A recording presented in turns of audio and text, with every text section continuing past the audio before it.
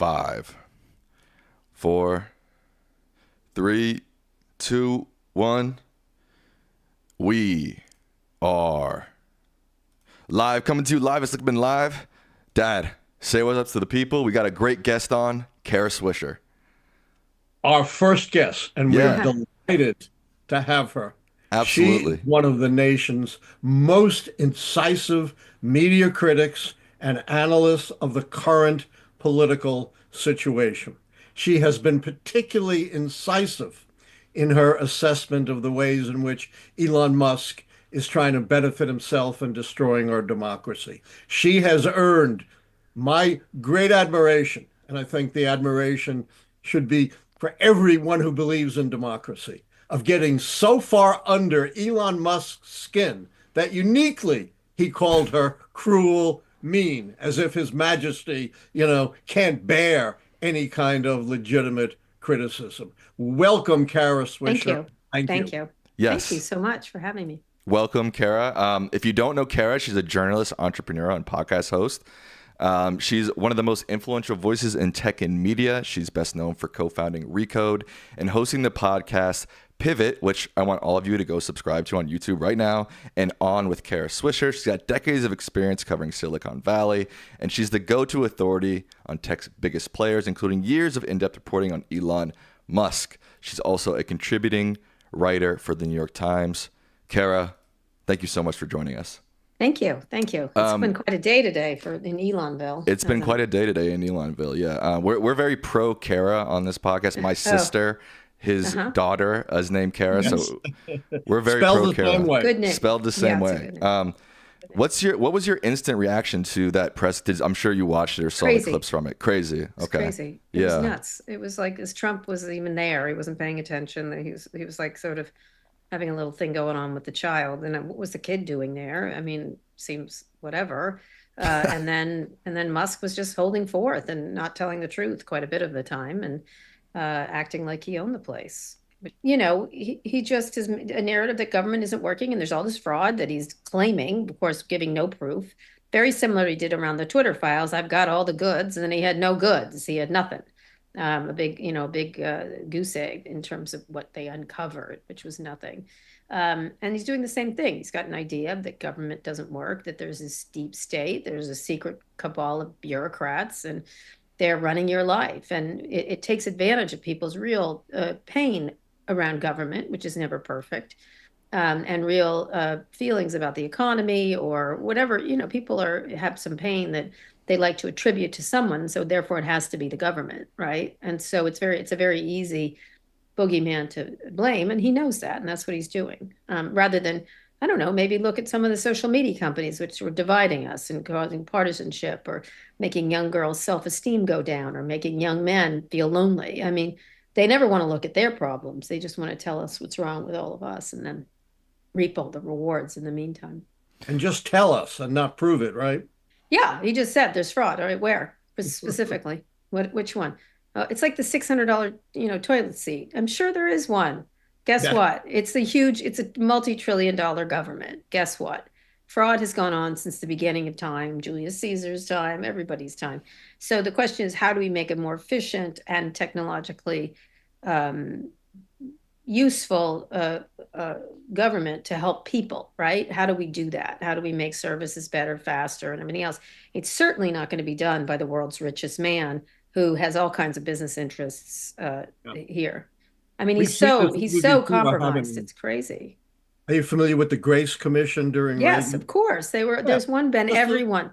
They don't ever work is the problem. And that's, I think that's the issue. And so the only thing that innovative that Trump is doing here is he's making a spectacle of it, right? And then and I guess that's innovative, and then they'll declare victory and move on when they haven't done anything. Probably that would be my guess is what they'll end up doing, and they'll cut. They were talking about we found $1 billion of fraud. I'm like, okay, aren't we in a multi-trillion-dollar government?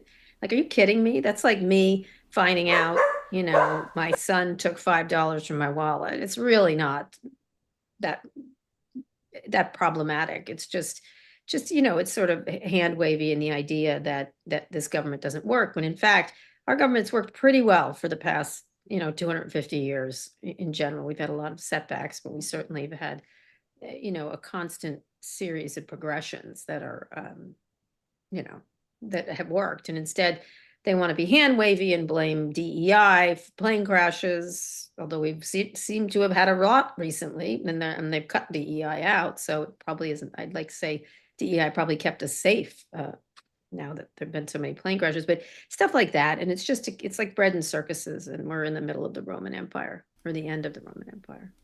What was your reaction when you heard, I don't know if you saw this clip, when he said a reporter called him out about lying about the condoms to Gaza thing, and he was just like, oh yeah, I'm going to put out stuff that isn't true. Yes, he is. Yeah, and so he's just expecting that. He calls them mistakes when he's not. They're lies. That's what they are, of course. Right. He has an explanation for everything. Like, it's a lie. Yeah, it's a lie, but he's not accountable, so it doesn't matter. Like, if he was a politician, he might suffer, but what precisely is accountable for the world's richest man who's doubled his wealth in a couple of months, even though his underlying businesses have declined in their business? I don't know how you get that. I'd like one of those, or two of those, kind of thing. Seriously, yeah. Last week on our show, we debated this word coup, and I know you've described what's going on as a coup. Yeah. We were debating if that's too strong of a term or not. Maybe it's the proper term. Probably because it gets people nervous. Like, it's like it has to be a real coup, like that we see in third world countries, like people storming whatever the heck. Yeah. I guess if you want to use it, it's a hostile takeover. I mean, sure, whatever. It's a grabbing of power by an unelected, unfettered, non-transparent person who is accountable to nobody. So I don't know, techno-authoritarianism? I don't know. What do you want to call it? Make something up. We sort of I compared it to what happened in Hungary and Russia.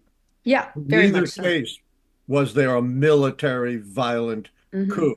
But in each case, an elected government executed what I call a bloodless coup. Yeah, kind of like what Marx wrote about Napoleon taking over France in 1799. And it's just as devastating.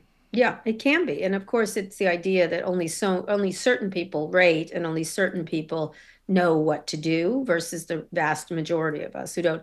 And then they make enemies of whatever, whether it's the press or the woke people or whatever. It's tiresome. Look, some people went too far with some of the DEI stuff. So what? Like, it didn't like it. It's the directionally correct. So they don't like using they, them. Big fucking deal. Like, what's the, but they make it into something and channel people's anger over other things to make them feel smaller so that they can solve their problems for them. It's a pretty classic dictator playbook, I think. And they channel people's anger at marginal people, transgender people. How many transgender people are there? If you flip swimming against your daughter, I get the one person who it happens to. I suppose they can be mad or upset or express themselves. But one of the things that's hard is that it's there's sort of an idea of this sort of unified CEO theory. They call it sometimes founder mode in Silicon Valley. That they sort of the idolatry of the innovator. And so this is what you're getting. And someone was like, well, it's unified CEO theory. It's, founder mode. I'm like, I don't know. That sounds like dictator to me. That's what like, for example, Mark Zuckerberg can't be fired. He's CEO for life. And that's the way they've set it up legally, but that's what it is. So if he loses his mind, he gets to keep his job anyway. Why is that? Yeah. That's not good for shareholders. Yeah. Last time I checked, corporations don't run like democracies. So they don't. They're not, which is fine. That's a perfectly fine way to run a company, but it's not the way to run the U.S. government. We have a government of the people, by the people, for the people, and not for the benefit of billionaires. Yeah, absolutely. I'm curious what we would say to maybe a young American. I'm sort of in that demographic. I'm a 32-year-old white male. I'm sort of in that demographic of a lot of young men who like what Trump is doing, like what Elon's doing. They think that the government should be cut and that Elon is the man to do it. What would you say to them? Like, what would be sort of... He should run for office. If he wants to be the man to do it, he should run for office and get votes by himself. And then he can be a senator, or he can't run for president because he's not he's a naturalized citizen. He's not wasn't born here, so he can't be but he is president. Doesn't matter. Look, you can like some of the things that they're doing and still understand the way they're doing it is not at let's just get it done. I'm like, well, that's not how it's done. That's democracies are supposed to be messy. They're supposed to be about compromise. They're supposed to be about not everyone getting what they want. And listen, I have 3 sons. You don't get everything you fucking want, boys. That's what I say to them all the time. I'm sorry. Like, I want this. Get everything he wants. Right. No. I was like, no fucking way. Like work for it or do something. And so, we don't live in a give me what I want society, and nor should we. That has 0 discipline. But what it degenerates into is this idea that if I want it, I can take it. Just like Trump was saying about Gaza today. It's mine. What? Really? Yeah. That's what you want? Like, yeah, cool. Like, okay. Like, I swear I would slap my kids back to last Sunday if they expressed that kind of thing, and they don't, because they understand that this is a bigger world than just them. And it's really important to like certain things without liking parts of it. Personally, if I was a young man and I revered Donald Trump, I would have problems with you, given all his sexual harassment issues that are very clearly been litigated. Is that okay with you? And if it is, I don't so much want to hang around you, right? And so to me, that repels my children, my sons, because they think that's not how you treat women. But we raise them to like women, and so there are points where you have to pick and choose in life with people you want to follow, and you can like certain parts of them. And I get the appeal of Donald Trump, no question, especially at the beginning, like because he was different, he was a breath of fresh air. A lot of it's, but ultimately, when you start to pick apart his career, it's all bankruptcies and bullshit, right? And so what do you like about that? Is that what you want to be? That's not a man. That's a faker. That's a P.T. Barnum. And so, I think it is hard in this day and age. And I do think young men are suffering in many ways in terms of not keeping up or not being able to afford homes or things like that need to be addressed. And I think problem with the Democratic Party, it hasn't addressed them. It hasn't addressed men. It's been addressing too many different groups, and that's not a bad thing, but it definitely leaves out people who feel like they've been left behind, and that's not a very good feeling, especially when you were in the front before, right? And now you're not in the front row. It hurts more moving from the front row, and so I get that. I just think this reductive idea of people that this guy is Tony Stark. He's not Tony Stark. He's not. It's fake. Let me just tell you, like, he didn't found Tesla. He didn't found, like, be honest about your heroes and about their flaws. And when really, really people with genuine values, like the Pope, for example, just attacked Trump. Like, pay attention to that. Pay attention to those men and try to maybe find men who take responsibility for themselves, who treat women well, who treat children well. I mean, these are both people with issues around all those things. And so I would, I don't know what to say. Like, sometimes when I see that, like, oh, cool, I'm like, who raised you? Like, what parent raised you to think that shortcuts are the way to go? And I know I sound like it. No, my sons are great. They know what a man is. A man does not prey on the weak. That's all. I mean, a man protects people. A man sacrifices. A man tries to make everybody live together. I mean, to me, that's what a person is, but that's definitely what a man is. And anything else seems grotesque to me, and things we have long grown past. Yeah, I totally agree. I fear that a lot of young men my age don't know some of the stuff you're saying. They don't. Or they have this mentality of like, Trump's a go-getter, even though he failed, even though maybe Musk didn't start Tesla. You miss 100% of the shots you don't take. These guys are shot takers. No, I get it. Listen, Musk is a very good business person. Yeah. Donald Trump is not. Let us just be clear, right? Okay, that's true. Look, Elon Musk is genuinely a good business person. He did not found Tesla, but he made it big. He did not found lots of stuff, but he has a great sense of. He's the first person I talked to about advanced AI ever. I remember that day, and he really was on. He's always on to things. He takes his shots. He does. He's a very good entrepreneur. Donald Trump is a bunch of cheats and fakes that he makes things that and cheats customers. I don't know what else to say. That's a con man. He doesn't create any value. He creates value for himself, and then he stiffs vendors, and then he stiffs, like, come on, there's a very big difference. So taking your shots by fucking people, I don't think that's a very good at anything. I would differentiate the two of them from a business point of view. Even if Elon seems to have lost his mind, he's very good at business. No question, hands down.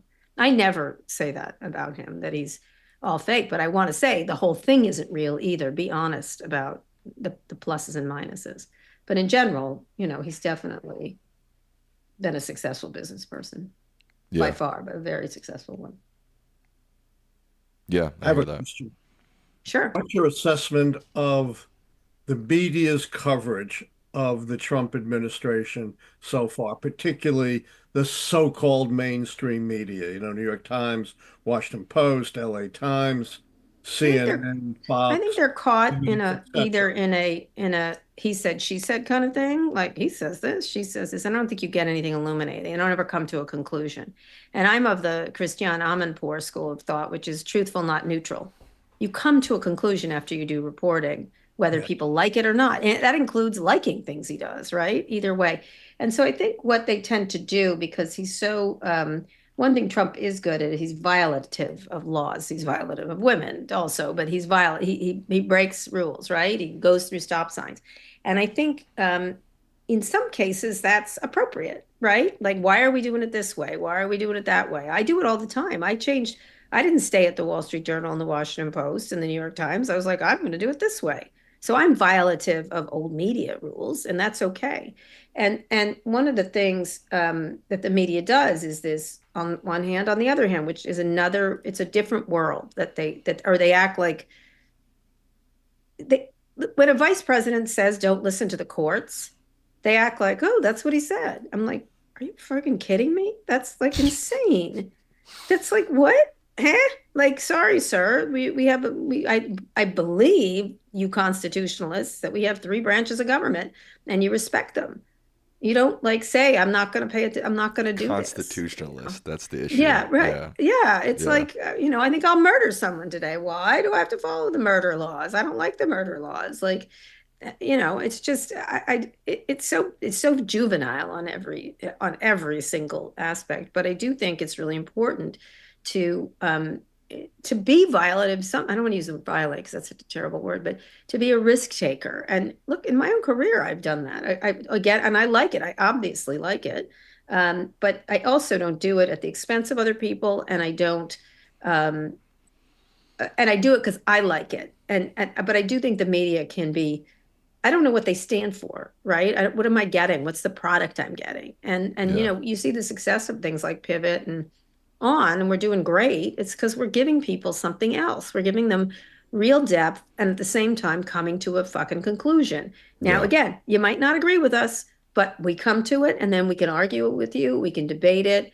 We don't force it down your throat, but we make our case with facts and insight and analysis and stuff like that. And I think the media needs to do that more. And the corporate media is terrified of Trump at this point. Totally terrified of him. These payments they're making, it's ridiculous. I mean, even Zuckerberg, like giving Trump $25 million, they didn't do one thing wrong. I can't believe I'm defending Mark Zuckerberg, but when they took him off, he broke their rules and they took him off. That's it. They broke the rules. But now they didn't, because he did.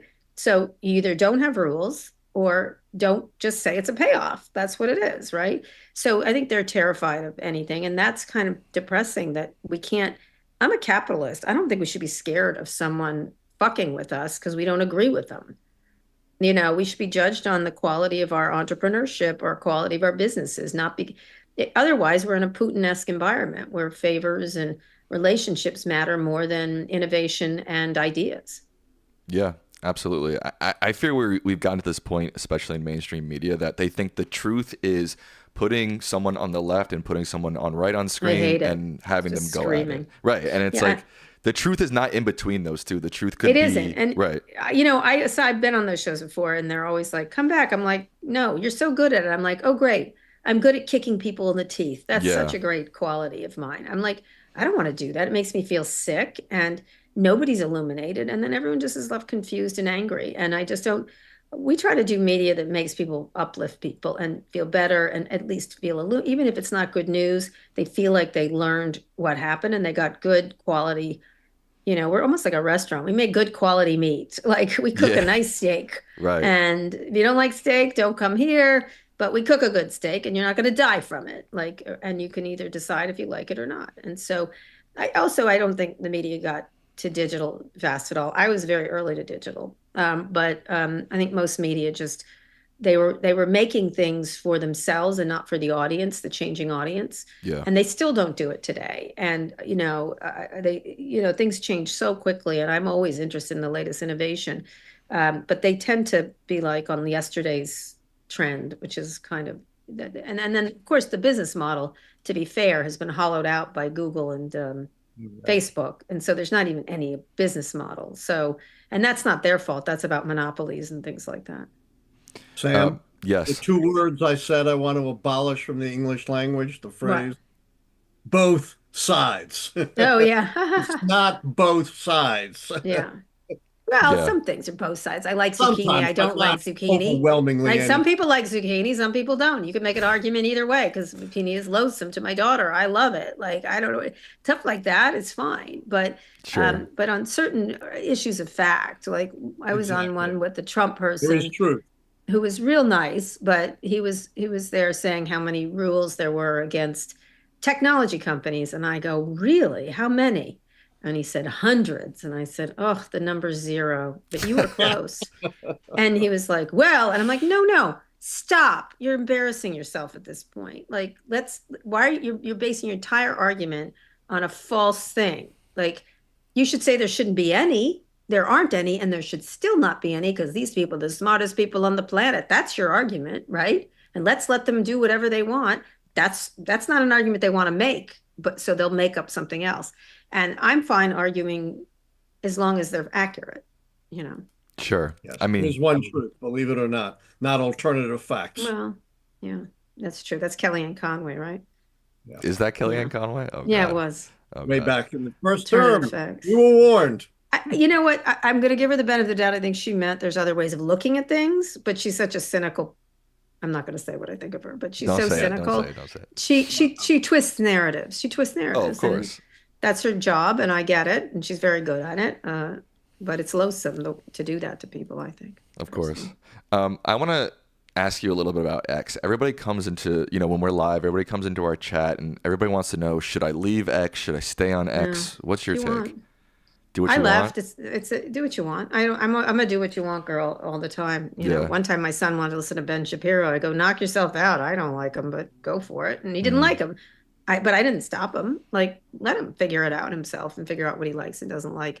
I am not on it because after Elon took over, I got some really hateful stuff, and it's bad for my health. And I had 1.5 million people on it. I don't care. Wow. I don't want to be called names by like men in their basements. I don't really feel like it. They don't have access to me regular day. I don't feel like being called names and really bad names. I can take it, but why should I? Like the kind of thing. I'm not on it. I don't find it it was never really useful for the only reason to be there is marketing and getting people to read your stuff for me. And even when I was running Recode and All Things D before that, it never was a good referrer. Google was a good referrer. LinkedIn was a good referrer. It never was a good marketing platform because the noise to signal ratio was so high. And now it's a Nazi porn bar, and Ye was on it for a second there, being pig that he is. Oh, yay, I guess they Kanye. kick whatever. Yeah. Whatever. It's whatever. Yeah. Yeah. Anyway, he's gone apparently, really. But I don't like it. It's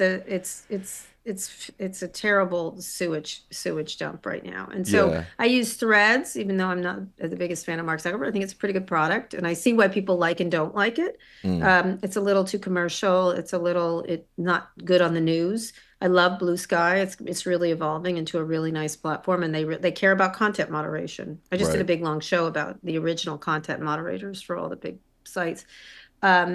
I try a lot of stuff. I do like Instagram. I see the appeal of it. It's not my biggest thing. I wrote a whole column a couple of years ago saying TikTok's the best product I've ever seen, except I use it on a burner phone because of the Chinese government. Like I wrote a piece like that. Man, that was Okay. 6 years ago I wrote that. Wow. So I see the appeal. I think it's a good product. I do, no question. So whatever's a good product doesn't make me feel sick to my stomach. I tend to Yeah. use, but I don't know why you'd go again to a Nazi porn bar. I don't know why you would go to a Nazi porn bar. I Yeah, mean, some people like it. Some people like Nazi porn bars. I So guess. Yeah. power to them, and I mean white power. So anyway, that's not me. Kara. No, Yeah, I mean, at the end of the day, like you said, what am I going to do if No, they I think know, it's that? fine. What am I going to do? Make them get smarter if they want to live their lives in ignorance and hate? It's their trip around the earth. Yeah. So, I mean, I the like what you sun. said about it Trip around the being, sun. yeah, come on, let's not go back to, Sorry. Yeah. pre Trip around the sun.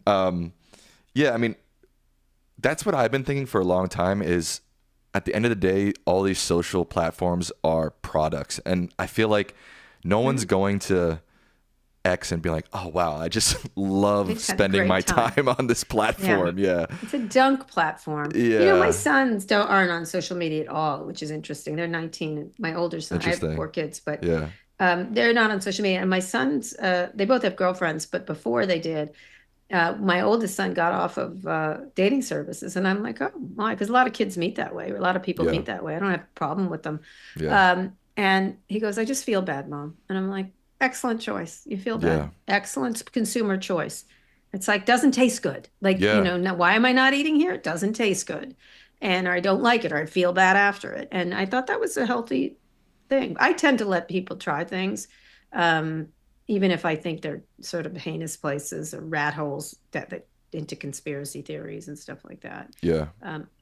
When the kids were younger, I was very much aware of the rat hole problem, which is you're watching one thing and it degenerates into very bad things, and I was Yeah. concerned about that. But I'm a proponent of kids under 16 not using social media. I don't think it's good for them personally.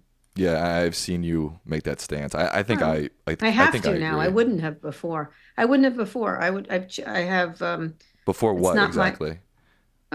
you could see the impact. It's Yeah. just I think I just did a really interesting interview with the Yonder CEO. That's the pouches that people at concerts when they make your phone and put in a pouch. Well, they have them in schools now. Yeah. I think it's such an addictive physical problem we have with these phones that there's so many studies showing how addictive they are. Yeah. They're addictive, necessary, and endless. And there's only one other industry that calls its customers users, which is the Right. drug industry, Right. right? It's the illicit drug industry. So I feel like you've got to find ways to. I think young people just aren't. We let them not do other things. I know they're all like, "Oh, Kara, don't say that," but I'm like, you don't get to do. You can, and they're like, "We can sneak it." I'm like, "Sure, you could sneak liquor. You could sneak, great, but let's make a stance as a society to say."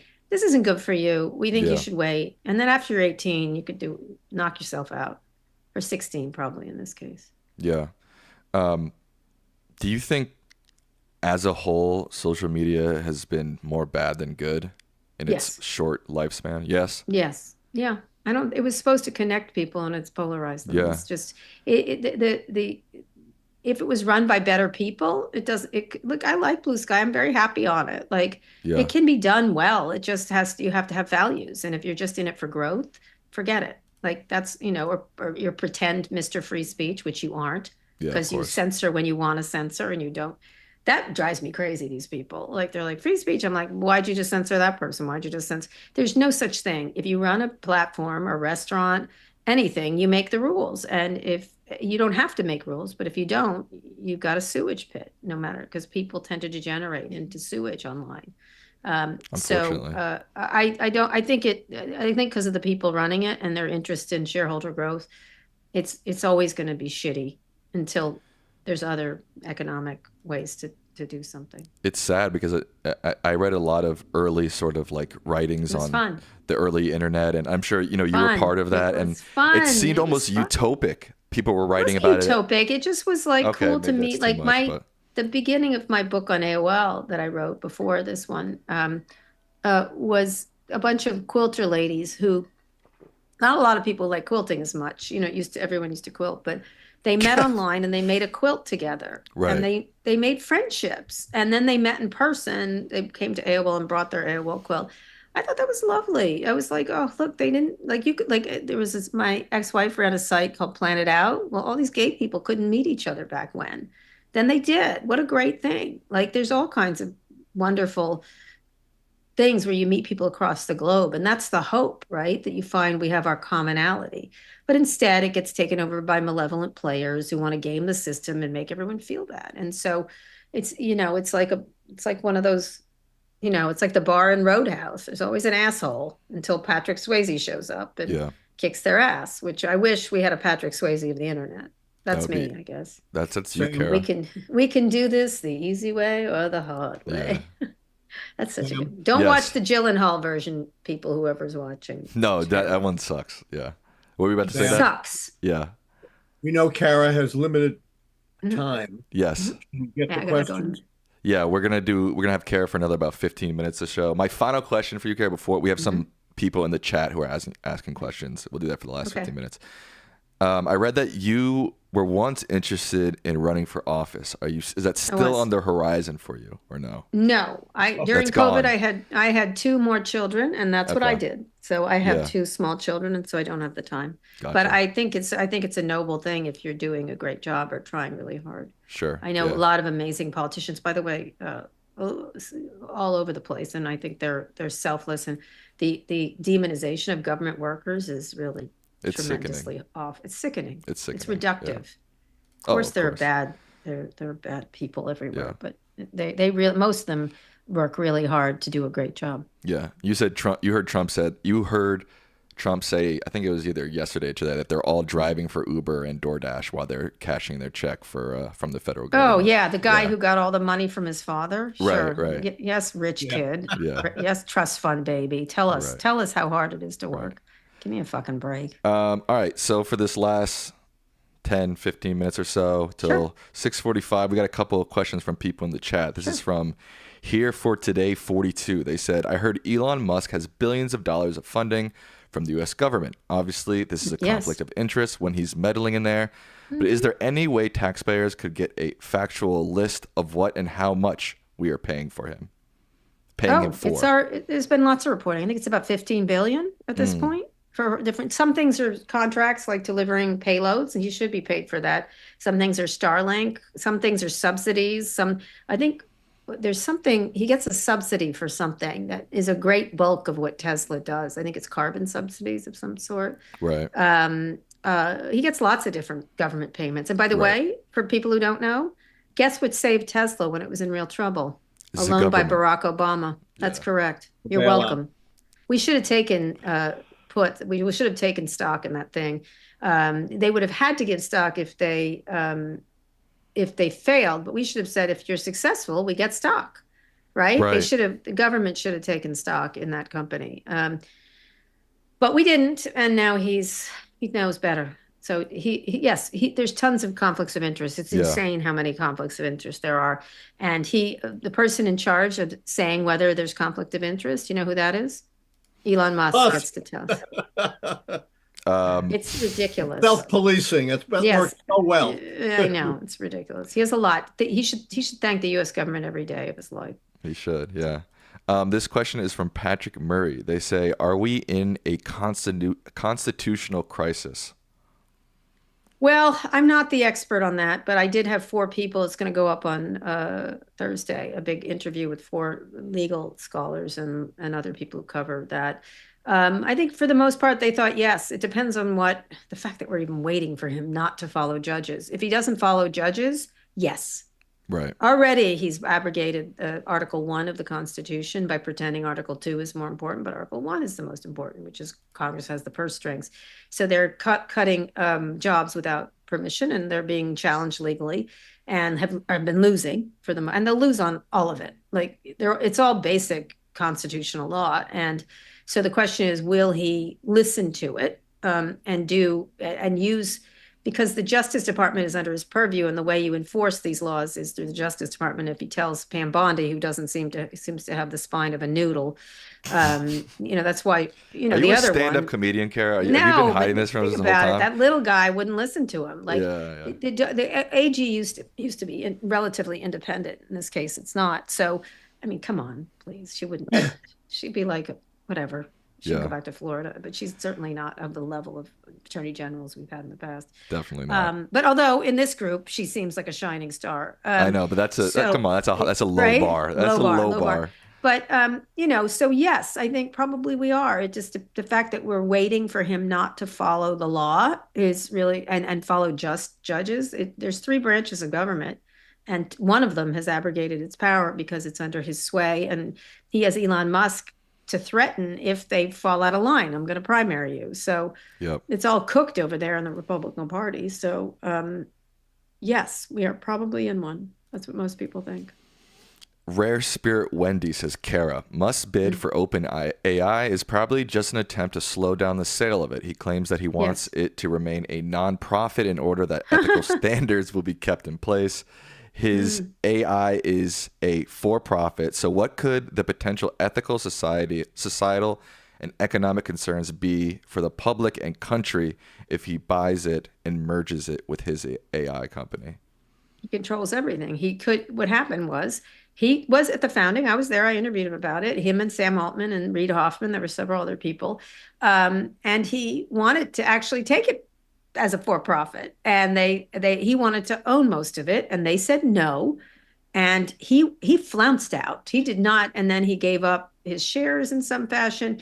And then it did really well. And now he wants to come back. And, it was interesting because people don't get to do that. It's like you get divorced from someone and then they do well, and you had a small piece of that beginning, and you now think you are owed all of the wealth creation, and he isn't. And so what he's trying to do is his own company is sucking wind compared to everybody else's, or he's trying, he's very smart, but it's not catching up in the way he wants it to. And so he's won, why not? Why not take a shot? Speaking of taking a shot here. Yeah. But he has no concern for safety. He has no concern for it's such fucking nonsense. Whatever. He wants to make money, and he wants to slow down a competitor, and he wants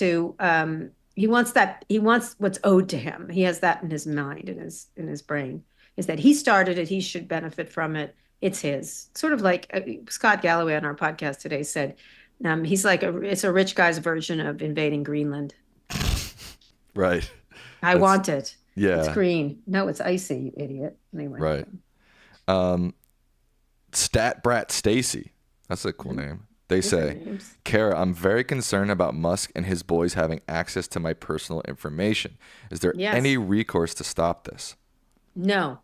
The president is letting him do it. The courts are trying to stop it, but who knows what they've done already? These guys, who knows? They're very good. And who knows what they put in, who knows what they've taken, this is like Christmas in, what's the month right now? What are we in? It's February. Yeah. Christmas in February for the Chinese and Russian governments and their security apparatuses. This is great for them. It's every cyber person I talk to is like, this is a 10 alarm fire of what they're doing there. And yes, your privacy is at risk. Just so you know, it's probably out already. Who knows? And who knows what they're doing? And honestly, I don't want a high school graduate named Big Balls making decisions about my privacy. I'm sorry. True. If I'm going to pick, I don't want it. Who elected him? Nobody. Elon Musk did. Yeah. Casra 91 wants to know, what can we do at a personal level to stop Musk and Trump? Well, talk to your representatives. It does matter. If you start complaining, there are some questions that people are going to protest. That might work, but he could declare martial law because he loves to declare martial law. And now he's got creepy, grabby guy in the Defense Department, so he'll do whatever he says. I think you should try to do a stand-up set, Kara. Honestly. Come on. You're cracking me up. You're cracking me up. The only thing I like about him is that he jumped on stage with some strippers when he was drunk. Okay, I can get behind that. You can get behind that. That's the thing. I can. I don't want him to be Defense Department head. But listen, I'd be dishonest if I said I'm sure we've had alcoholic Defense Department's head in the past. My guess Probably we had a couple grabby, gropey guys too running it. I'm guessing. Come on, that's give a me good bet. Yeah. Come on, like I get it. But incompetent, stupid is what I don't like. Like I'm not loving the gropey and the allegations. I don't love the drunk, but boy, do I hate the stupid.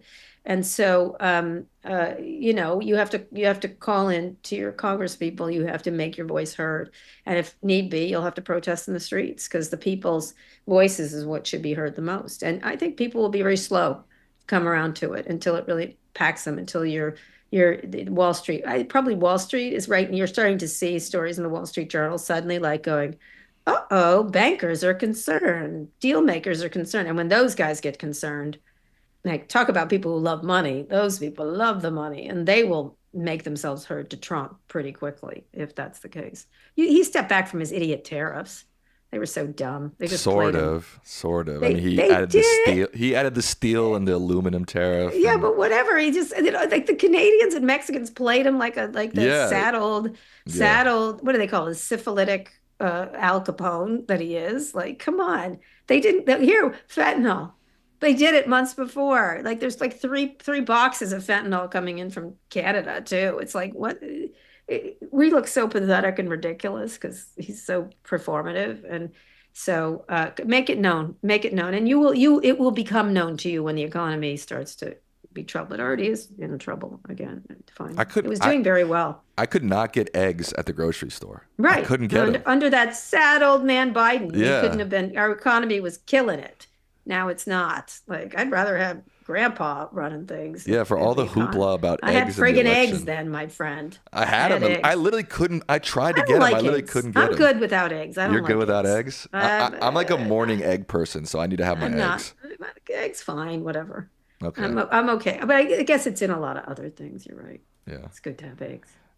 Get a chicken, everybody. Get yourself a fucking chicken. Yeah, in the back. Small LA apartment, I'm gonna get a chicken. That's right. You could do it. Mm-hmm. Let's see. This is we'll do one or two more questions for Kara, then she's going to sign off.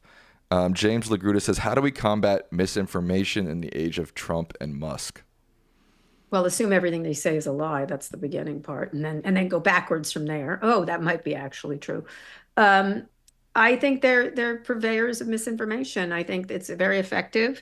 I think you have to know your facts and go to people who have real expertise, but they're trying to make people with expertise seem evil, the NIH, the scientists, doctors, your teachers, government workers. Everyone's an idiot but them.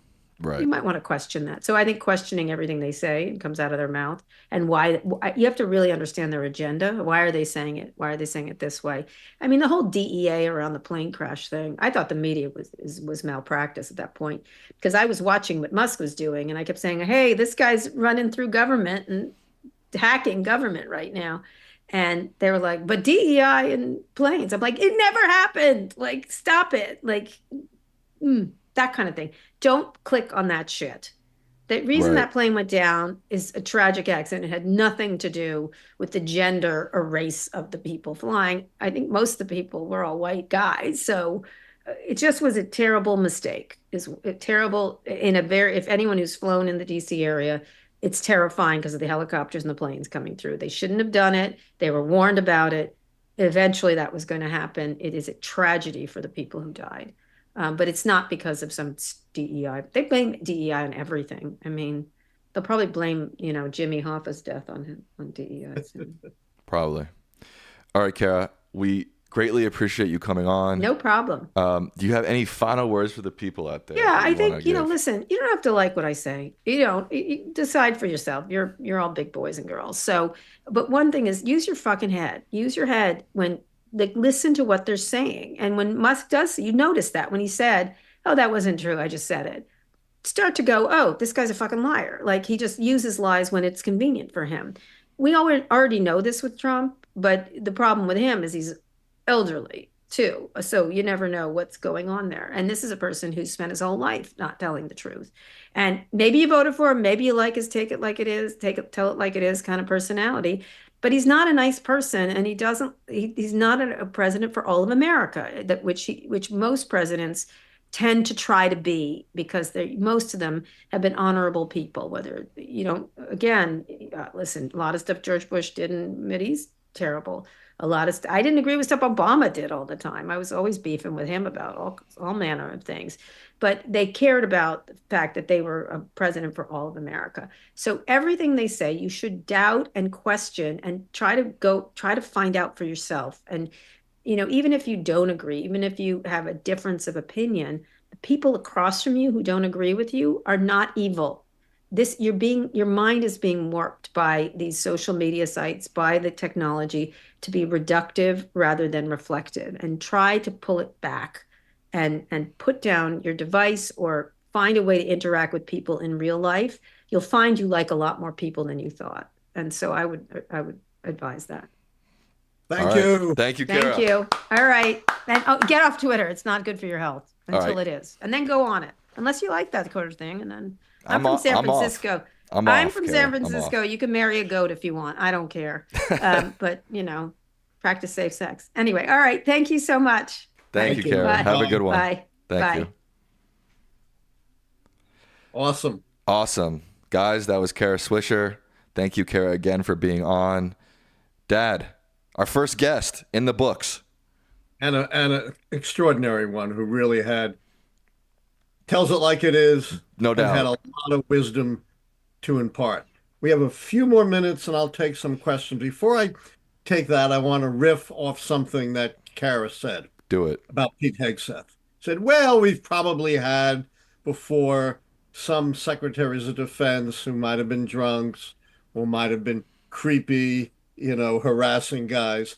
But what's different here, we've never before had a secretary of defense whose only qualifications are that they are drunk, creepy guys. Right. That's a good point.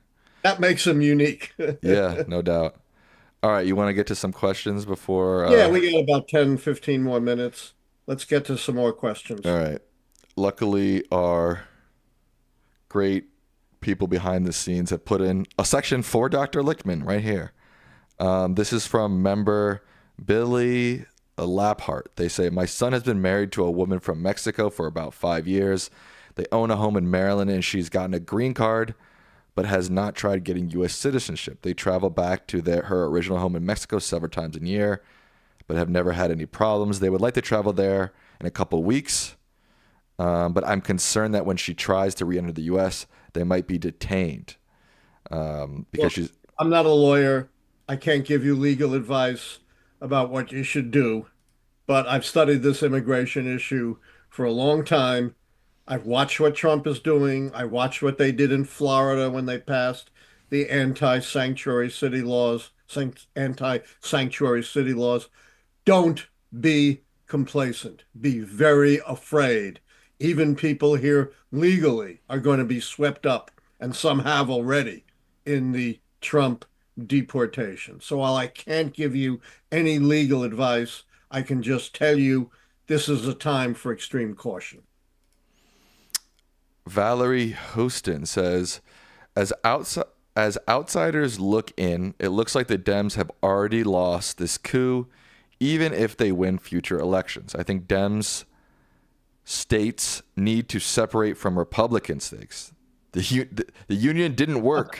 Get support from other allies. This person's wanted us to secede from the South. It's a bad idea and leave the rest of the country totally red. I don't think that's the strategy we want to follow, even if it was practical, which it isn't. Hey, the one thing that I've applauded Trump for, the one thing I said, yes, let's do it, of course, with tongue in cheek. And what was that, Sam? One thing that Trump wants to do that I say, get Canada. Get Canada. Let's get, a dozen more progressive representatives, a couple of more senators. Or if we break up Canada into individual states, maybe a dozen more progressive senators, as well as many new progressive representatives. Do it. Of course, I'm meaning that tongue in cheek. But do it. Yes. Do it. Question from our Discord. If you want to join the Discord, the link to that is in the description of this video. This is from Colored Duck. They say, since Dems are likely to win the midterms, What could they possibly do to combat Trump beyond just voting against bills?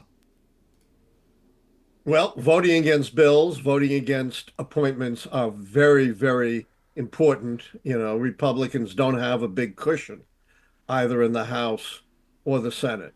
So, being active in the opposition is extremely important.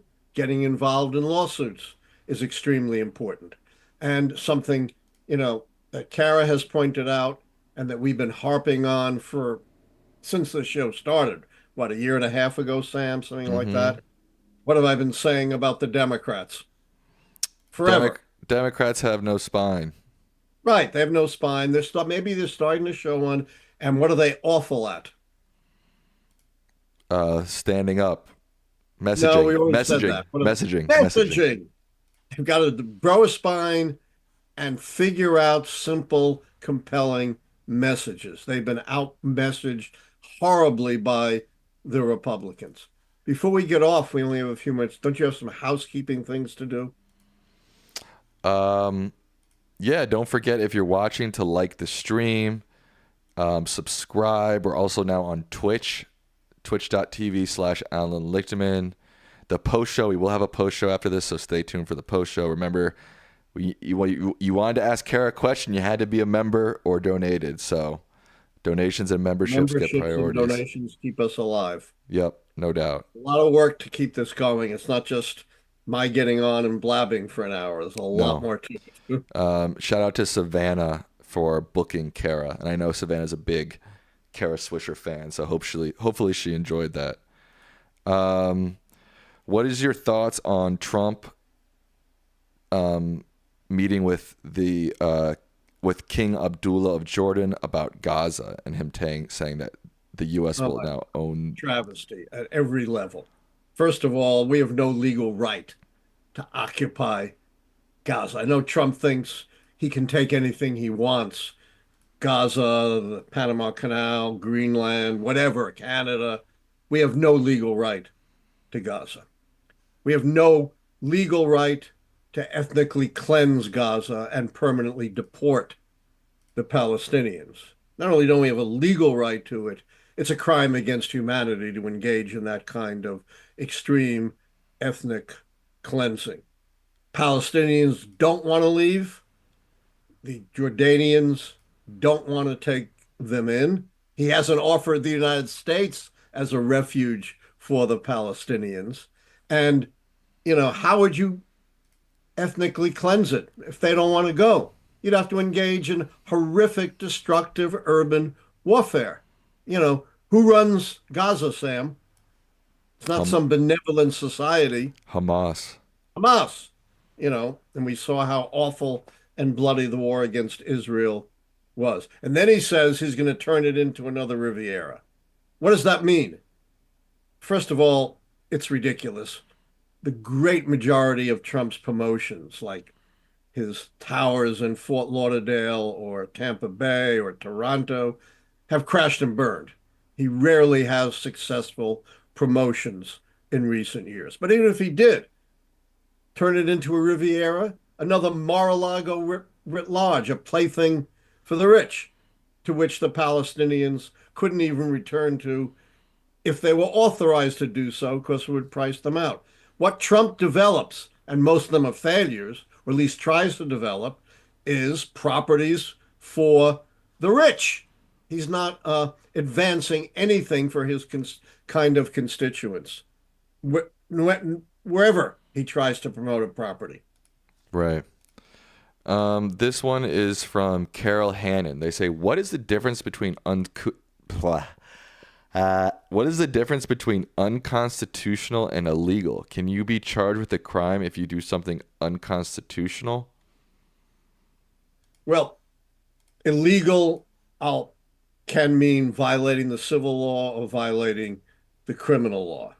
Doing something unconstitutional could be, depending on exactly what it is, a crime, like we saw on January 6th, inciting a attempted coup at the Capitol. That's unconstitutional, against constitutional transfer of power and a crime.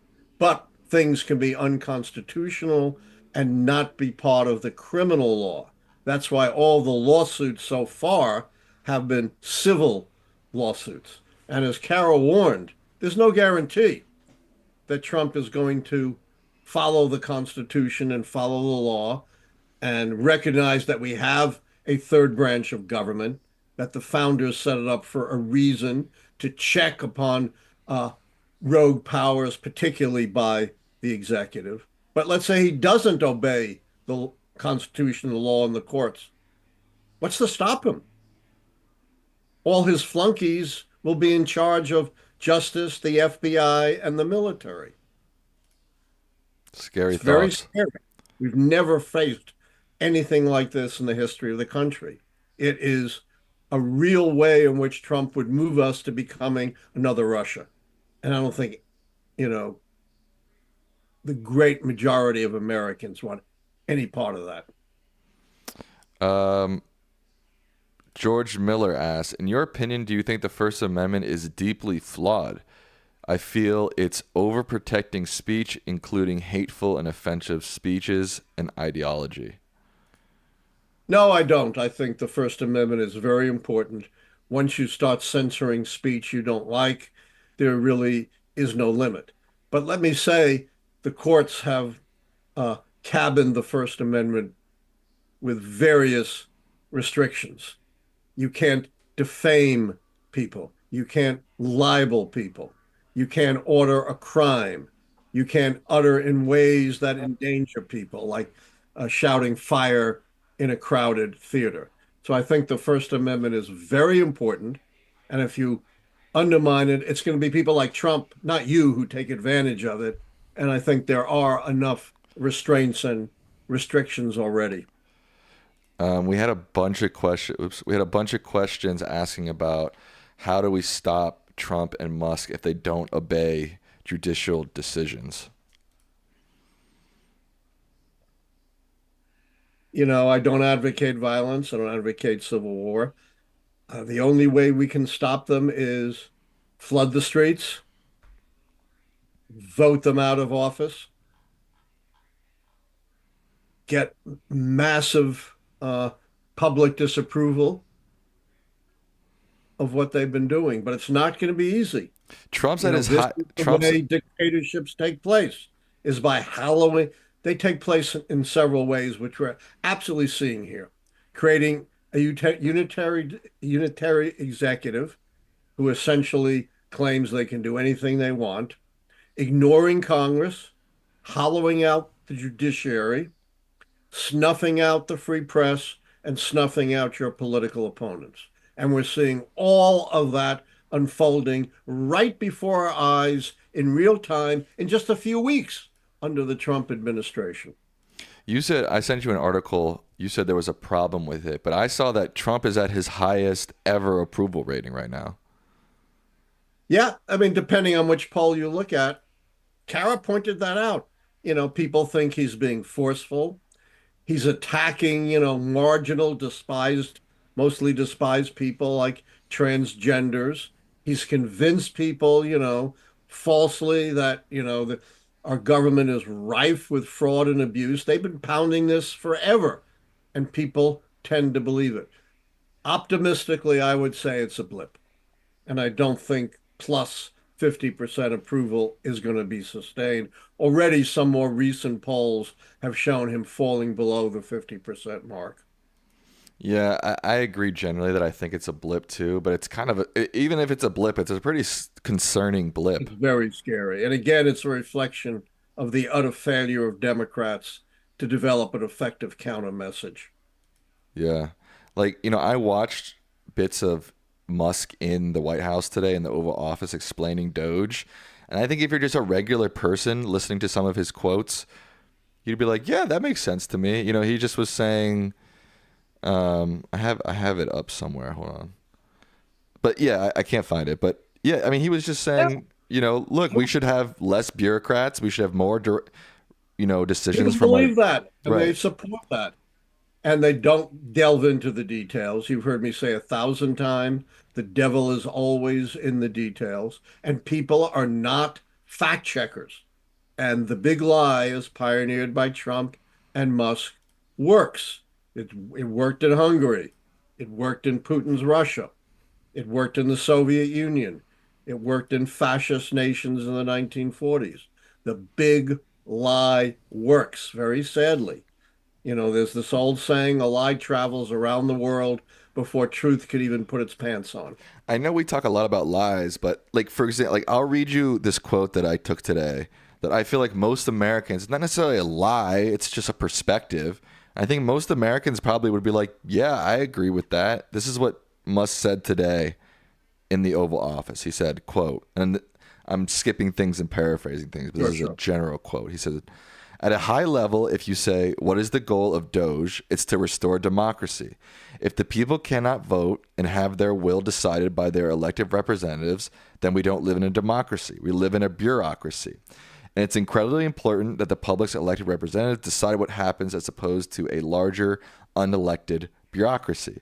We have this unelected fourth unconstitutional branch of government, which is the bureaucracy, which has, in a lot of ways, currently more power than any elected representative.